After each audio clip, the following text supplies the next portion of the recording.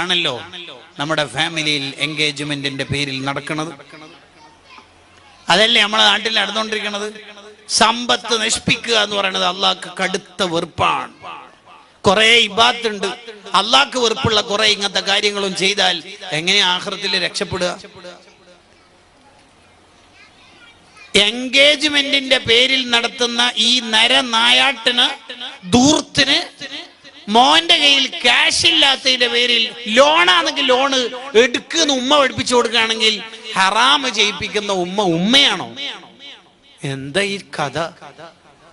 അവരവരുടെ കൊക്കിന് അതുങ്ങുന്നതിനനുസരിച്ച് ജീവിച്ചാ പോരെ. അധിക ചെറുപ്പക്കാരും കുടുങ്ങി നിൽക്കല പലപ്പോഴും കല്യാണ സമയത്ത്. മഹർ വാങ്ങാന് എങ്ങനെല്ലോ ഒരുക്കു കൂട്ടിയിട്ടുള്ള സംഖ്യനെ കൊണ്ട് വാങ്ങുമ്പോ അത് പോരാ. ആര വക? പെങ്ങളെ വകി ഉമ്മാരിയും വക. പാവം. ഇങ്ങനെയാണോ നമ്മൾ ഒരാളെ വളർത്തേണ്ടത്? കുടുംബക്കാര് തെറ്റ് ചെയ്യുന്നത് ഉപ്പാക്കറിയാ. എൻഗേജ്മെന്റിന്റെ പേരിൽ അല്ലെങ്കിൽ ഹൗസ് വാമിങ്ങിന്റെ പേരിൽ വൃത്തികേട് നടക്കുന്നത് വാപ്പക്കും ഉമ്മാക്കും അറിയാം. കല്യാണത്തിന്റെ പേരിൽ, ഫെസ്റ്റിന്റെ പേരിൽ, സെന്റ് ഓഫിന്റെ പേരിൽ, ആർട്സ് ഫെസ്റ്റിന്റെ പേരിൽ, ന്യൂ ഇയറിന്റെ പേരിൽ ഈ ഉപ്പാക്കുമ്മാക്കും ഒരു കൂസലില്ലെങ്കിൽ ഈ ഉപ്പക്കും ഉമ്മക്കും ഇസ്ലാം ഇടുന്ന പേരെന്താന്നറിയോ? ദയ്യൂസ് എന്നാണ്. ഈ ദയ്യൂസ് എന്ന് പറഞ്ഞാൽ അതിന്റെ വ്യാഖ്യാനം സ്വന്തം കുടുംബക്കാര് തെറ്റ് ചെയ്യുമ്പോൾ ഒരു കൂസലും ഇല്ലാത്ത ഉപ്പയും ഉമ്മയും. ഓ മുടി എങ്ങനെ മുറിച്ചാലെന്താ, ഓള് ഡ്രസ്സ് എങ്ങനെ ഇട്ടാലെന്താ? ഈ ഉപ്പക്കുമ്മക്കും സ്വർഗം ഹറാമാണെന്ന് മുഹമ്മദുർ റസൂലുള്ളാഹി സ്വല്ലല്ലാഹി അലൈഹി വസല്ലം. കുടുംബക്കാര് തെറ്റ് ചെയ്യുന്നത് നമുക്കറിയാം, അത് അംഗീകരിക്കുക, അത് നമ്മൾ അറിയുക എന്ന് പറയുന്നത് കടുത്ത ഹറാമും വൻദോഷമാണ്. അത് നമ്മളിൽ നിന്നുണ്ടാവരുത്. നമ്മൾ ഒരു ഉപദേശം നൽകിയാൽ ആ ഉപദേശം കൊണ്ട് ഫലമുണ്ടോ ഇല്ലയോ എന്നുള്ളതൊന്നും അല്ല നമ്മൾ ചിന്തിക്കേണ്ടത്. അബൂജഹല് മുസ്ലിം ആവൂല എന്ന് അള്ളാഹ്ക്ക് അറിയില്ലേ? അറിയാം. പിന്നെന്തിനാ നബി തങ്ങൾ അങ്ങോട്ടേക്ക് ദഅവത്തിന് അയച്ചത്? ദാഇ ആലോചിക്കേണ്ടത് റിസൾട്ട് അല്ല, നമുക്ക് കൂലി ഉണ്ടാവാൻ നമ്മൾ ദഅവത്ത് നടത്തണം.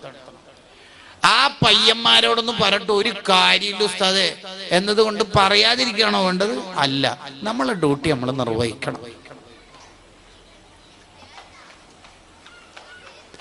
ഇമാം നവവി റളിയല്ലാഹു അൻഹു ശറഹ് മുസ്ലിമിലും അൽ അദ്കാറിലൊക്കെ വിശദീകരിക്കുന്നു. അതാണ് മൻ റആ മിൻകും മുൻകറൻ.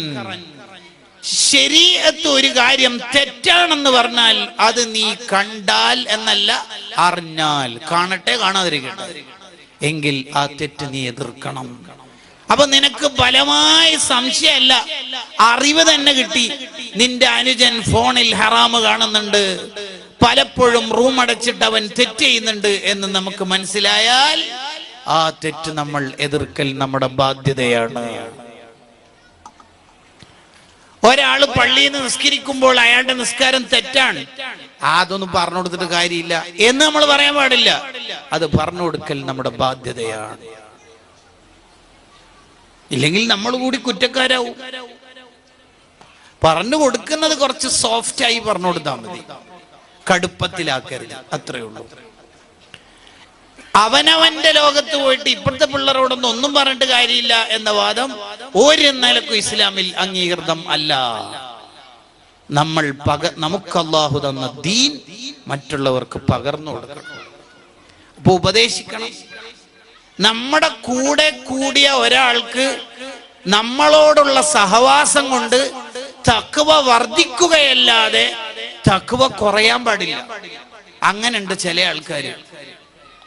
അയാളുടെ കൂടെ കൂടിയാൽ കുറെ കീല കിട്ടും. കീല മൂപ്പരുടെ മാസ്റ്റർ പീസ് അദറ ഇമാമും അസ്നവി ഇമാമും ഒക്കെ ആയിരിക്കും.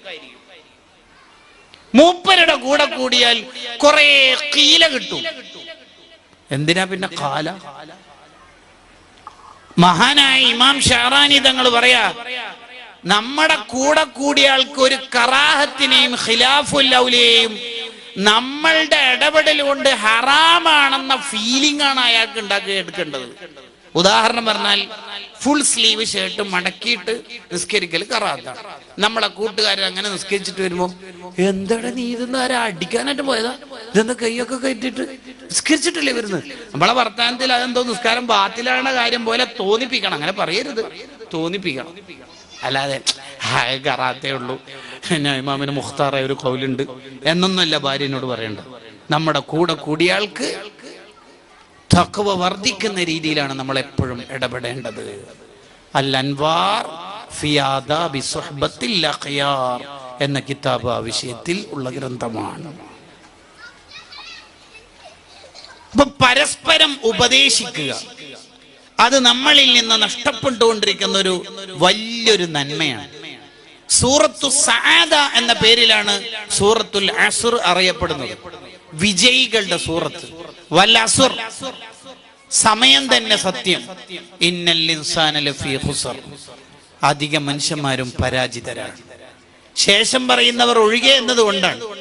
ആരാണ് ഈ വിജയിച്ചവർ? വതവാസൗ ബിൽ ഹഖ്, നന്മ പരസ്പരം ഉപദേശിക്കുന്നവർ.